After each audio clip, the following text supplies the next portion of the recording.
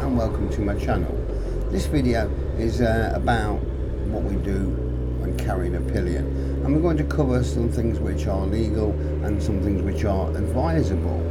So, starting off with some legal facts, you must have a full motorbike licence. You can't just carry a pillion if you've only took the CBT. You must have a pillion seat, and you must have appropriate footrests for the pillion to sit on. One point is there's actually no law saying which way the pillion has to face. It is advisable that the pillion face forward, and personally I wouldn't do it any other way.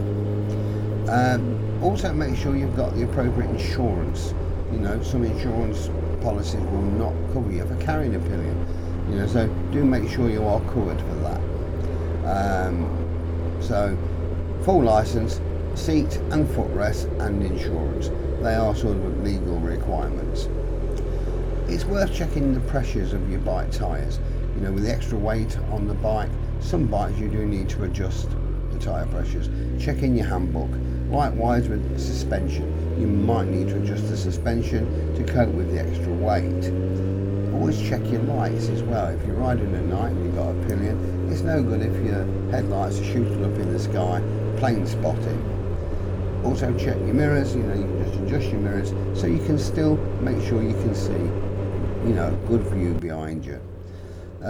Make sure your pillion has the correct riding gear. Legally, obviously they must wear a helmet, but nothing else is legal.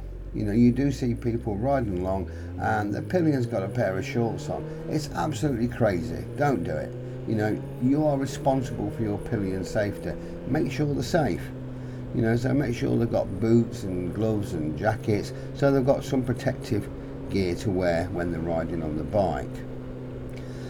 Make sure your pillions always mount and dismount from the left side of the bike, as you would. Advise the pillion to always wait for you to give them the command of when to get on or get off the bike. If you just tell them, okay, right, now get on, by now you can make sure that the engine's off and you're ready for them. You're holding the bike, you've got both feet on the floor. There's nothing worse if you're not ready and your pillion either tries to get on or get off the bike. It can make the bike very unstable. So you're in command, you're in charge.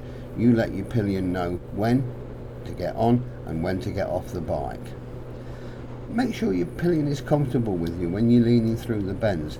Advise them to try and keep their head level with yours, and by doing this, the pillion rider and bike will feel a lot more stable. Also advise the pillion to make sure they hold on to the rider and or the grab rail for their own stability. If you have no communication system, get your pillion to tap you on the left shoulder should they wish to pull over or stop. Make sure the pillion keeps their feet on the footrest at all times, even when the bike is stationary. You can stop at traffic lights or a junction. If the pillion puts the feet down, you're not expecting them to move, so you can get a bit of instability. And not only that, when you move away from that junction, you don't want your pillion to have their feet down. There's a moving wheel, there's a moving chain. It's not safe. So, keep the feet on the footrest at all times. Moving on to riders. Now, obviously, I always say, riders, remember the first three letters of the alphabet, A, B and C. A would mean acceleration. Be aware that your acceleration will be slower, so make sure you've got sufficient room to pull out. From a junction, you will need a bit bigger gap. When you're riding as solo, you can just give it a handful of throttle and you can pull out safely. With a pillion, it's going to be a lot slower, so allow yourself a little bit more room. B means braking. Your braking will be slower, and you must also brake smoothly. If you grab a handful of front brake, your pillion is just going to be propelled forward. They'll probably headbutt you, or worse still, move completely into you and basically push you out of your position, and that will make you, the pillion and the bike very unstable, and it can actually be quite dangerous. So nice and smoothly on the brakes. Also, your pillion will add actually more weight over the rear wheel, meaning that actually your back brake will become a little bit more effective. So you can normally, use a little bit more back brake than you would normally do so. C would mean cornering. So obviously when you go into a corner, don't go into a corner too sharp as you normally would. Corner nice and smoothly. Get the pillion to lean with you and you'll both be fine and you'll enjoy the ride. Always remember that your pillion will have an impact on how the bike handles. The first time you go around a corner and your pillion leans the wrong way, you will feel it. Your pillion will sort of shuffle around and get a bit fidgety. You will feel it. So always take this into consideration. So to sum up, never do anything to scare your pillion. If you're taking someone on the back for the first time, take it nice and steady. Teach them what to do. If your pillion enjoys riding, there's all sorts of things you can do. Like myself and my wife, we go on lots of holidays, bike tours, and we both really enjoy it. We get a lot out of the bikes.